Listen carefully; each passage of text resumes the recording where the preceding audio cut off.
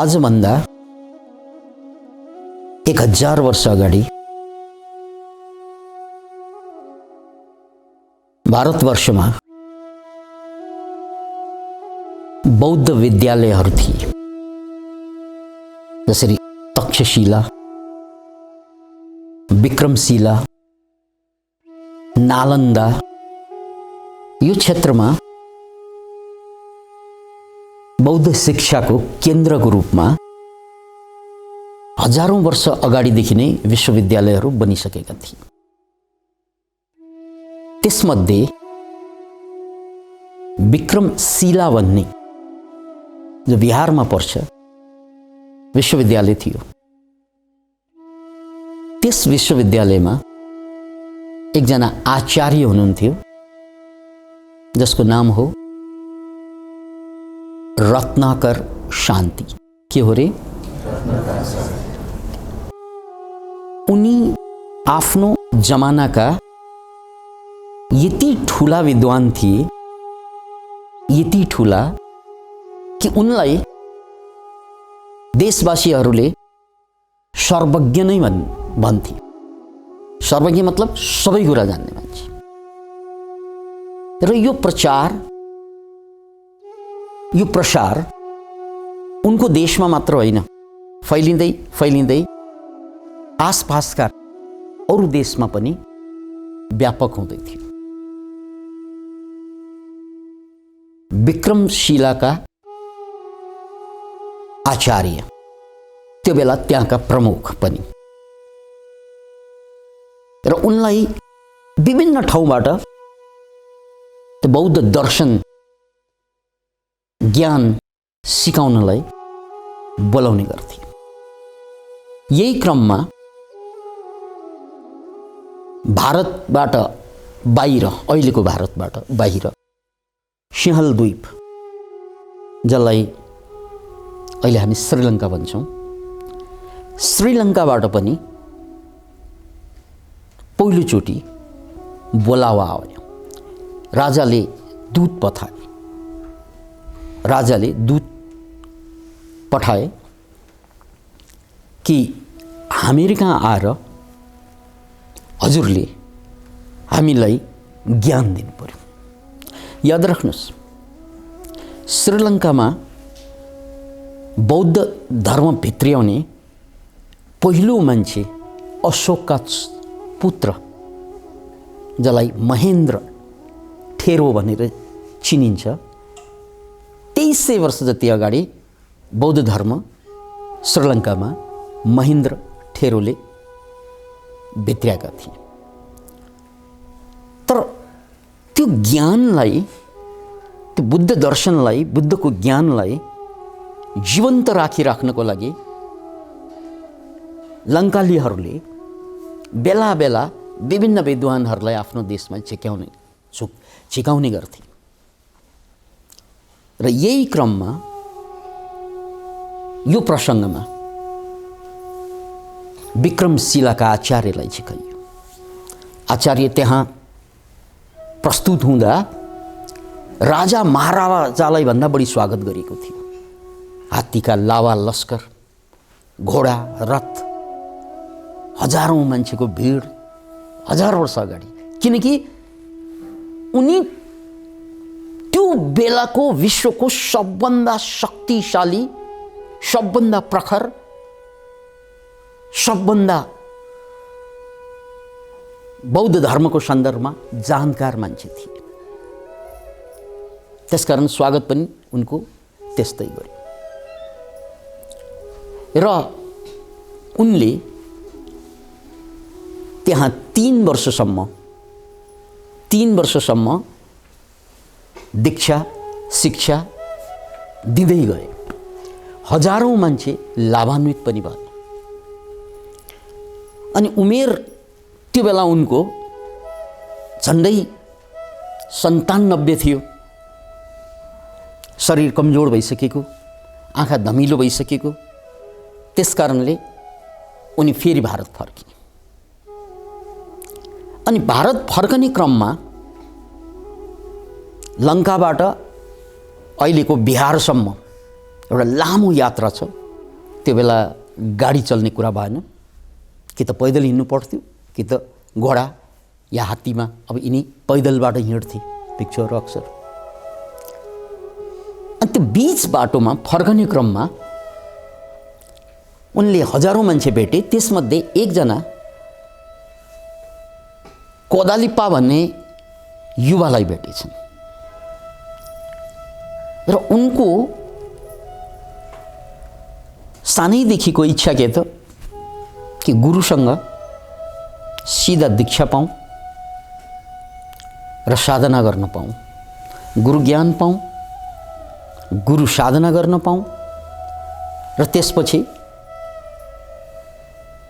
म जिउँदै मुक्त हुन पाऊँ। इच्छा त्यही थियो। त्यसकारण उनले बाटोमा आइरहेका यी महान गुरु रत्नाकर शान्तिपासँग अनुनय विनय गर्दै शिक्षा दीक्षा लिए र गुरुले त्यस्तो बाटोमा धेरै मान्छे भेटे, धेरैलाई ज्ञान दिँदै फेरि जहाँबाट आएका हुन् त्यहीँ फर्के। कथाको अर्को च्याप्टर अद्भुत छ, अकल्पनीय छ, अविश्वसनीय छ। मान्छेको इतिहासमा, अध्यात्मको इतिहासमा यस्ता घटना दुर्लभ हुन्छन्। कुरो के भइदियो भने गुरुबाट दीक्षा पाएर साधना गर्न थाले कोदालिप्पाले। वर्षौं साधना गरिसकेपछि उनमा सिद्धि पलायो। के पलायो? सिद्धि। याद राख्नुहोस् यो कुरा, सिद्धि र मुक्ति यो चरण फरक फरक छ। साधना गर्दा सुरुमा के हुन्छ? आनन्द आउँछ, स्वास्थ्य आउँछ, अनि बिस्तारै सिद्धि पलाउँछ। सिद्धि भनेको चमत्कारिक गुण र त्यसपछि बल्ल गएर मुक्तितिर जान्छ। सिद्धि पलाएको रहेछ।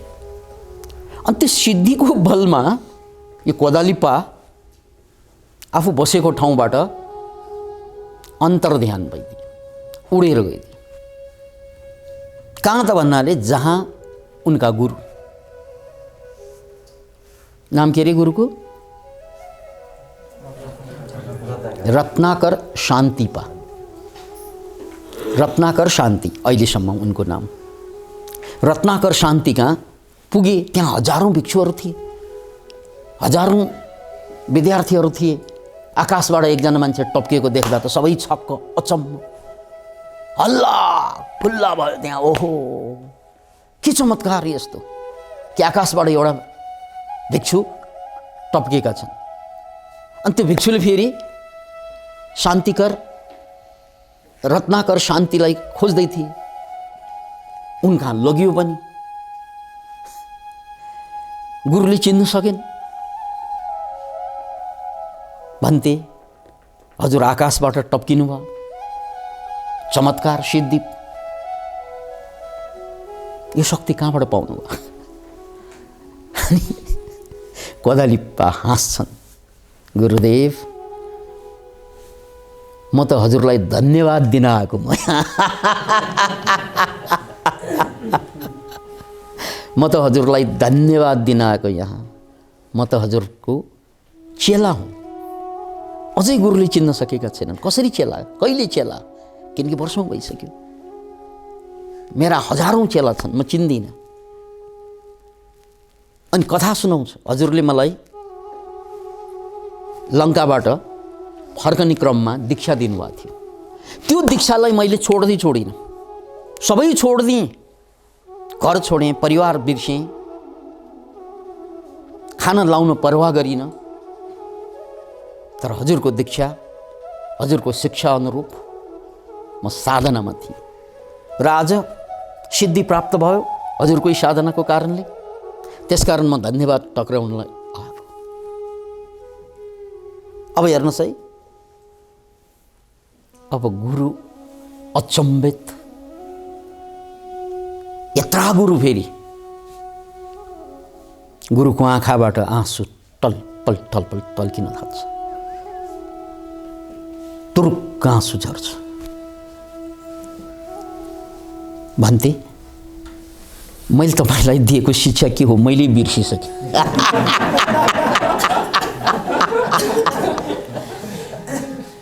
मैले बिर्सिसकेँ जुन शिक्षामा टेकेर, जुन दीक्षामा टेकेर तिमीमा चमत्कार आयो, ज्ञान आयो,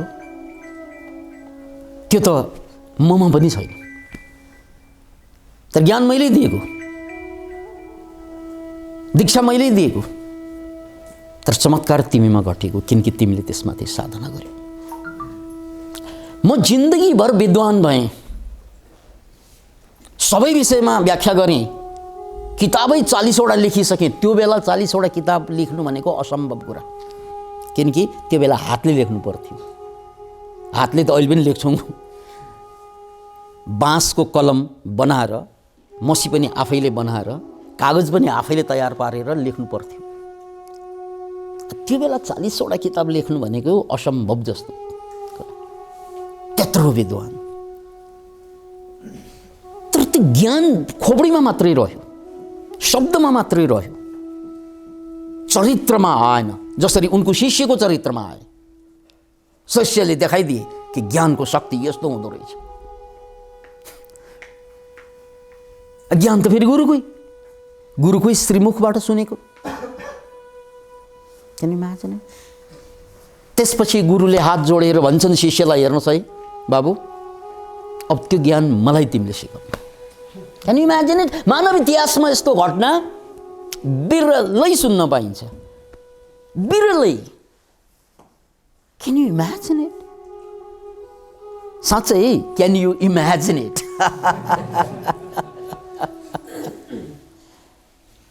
अब हेर्नुहोस्, गुरु विनम्रतापूर्वक शिष्यको अगाडि हात जोडेर बसेका छन्। यस्तो हुन्छ इतिहासमा घटना। त्यसकारण चाहिँ वन्दनीय को हुन्छ? त्यो मान्छे हुन्छ जसले ज्ञानलाई चरित्रमा निकाल्छ, त्यो वन्दनीय हुन्छ। गुरु भएर वन्दनीय हुँदैन, याद राख्नुहोस् यो कुरा। यहाँ गुरुले वन्दना गर्दैछ उसलाई, उमेरले वन्दनीय हुँदैन, गुरु भएर वन्दनीय हुँदैन। वन्दनीय त तब हुन्छ जब हामीले सुनेका, हामीले पाएका ज्ञान जीवनमा उत्रिएको होस्। Can you imagine it? अनि त्यसपछि अद्भुत कुरा, आफ्नो शिष्यबाट फेरि पुनर्दीक्षित भएर गुरु, किनकि उनले बुझे ज्ञानको शक्ति त यो रहेछ। मैले उमेर चाहिँ से नागिसक्यो, फेरि उमेर से नागिसक्यो, दुनियाँले चिनिसक्यो, तर ज्ञान प्राप्त भएको छैन।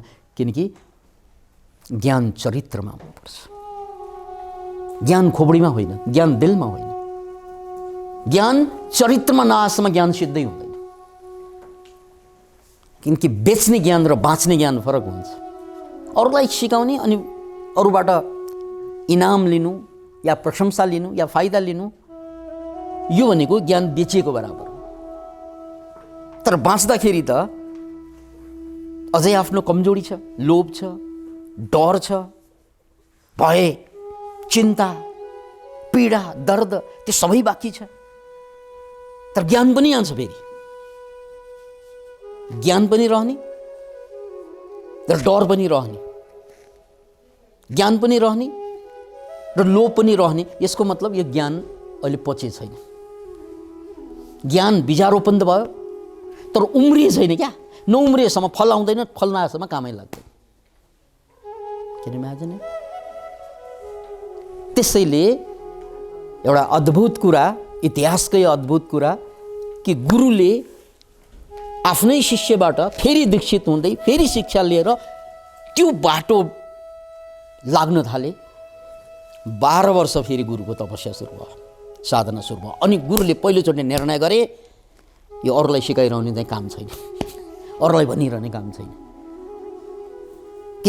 किनकि त्यसले अहङ्कार बाहेक अरू केही बढाउँदैन।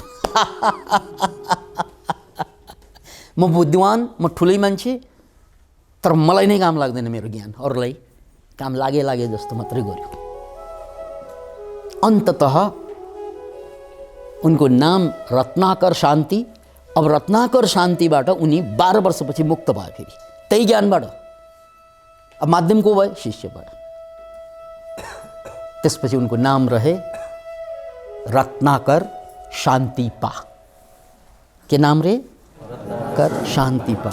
रत्नाकर शान्तिपाको नाउँमा उनी विश्वविख्यात व्यक्तित्व भए। र त्यसपछि ज्ञान चरित्रमा आउन थाल्यो। यो सिद्धि भनेको एउटा सङ्केत हो। त्यो सङ्केत के त भन्नाले ज्ञानले तिम्रो बायोलोजी चेन्ज गरिसकेको छ, साइकोलोजी चेन्ज गरिसकेको छ, फिजियोलोजी चेन्ज गरेको होला, सबै कुरा चेन्ज गरिसकेको छ र त्यसको प्रत्यक्ष अनुभूत समाजले पाउँछ। त्यसको प्रत्यक्ष अनुभूत तिमीसँग बस्ने मान्छेले पाउनुपर्छ, अनि मात्रै त्यो ज्ञान सिद्ध भयो। मलाई ज्ञान लाग्यो, त्यो ज्ञानले काम गर्यो भने मेरी पत्नीले अनुभूत नगरेसम्म मलाई म जति ज्ञान सुने पनि त्यो ज्ञानको मतलबै हुँदैन। मेरा श्रीमानले मलाई लागेको ज्ञानको अनुभूत गर्नुपर्छ। मेरा छोराछोरीले अनुभूत गर्नुपर्छ, ओहो बाबा अब चेन्ज हुनुभयो, बाबा त गजब हुनुभयो, हिजो जस्तो हुनु भएन। साथीभाइले बुझ्नुपर्छ यो मान्छे अब अर्कै भयो, राइट? अब त्यो मैले व्याख्या गरेर त हुँदैन यार, थाहा छ मलाई त म त बुद्ध भइसकेँ, म त मुक्त भइसकेँ भनेर हिँड्यो भने साथीलाई थाहा त हुन्छ यो पागल भयो भनेर थाहा हुन्छ। यो हिजो अस्तिको जस्तो रहेन, अब यो खुस्क्यो। थाहा हुने यति हो कि होइन भन्नुहोस् त? तपाईँले फुर्ती लाएर ममा यति ज्ञान छ, थाहा छ तँलाई, ममा सिद्धि जाग्यो, बुद्धि जाग्यो, म मुक्त भएँ भनेर व्याख्या गर्दै जानुहोस्, खुस्क्यो भन्ने अर्थ लाउँछ मान्छेले। हो, अब हामीले के गर्छौँ?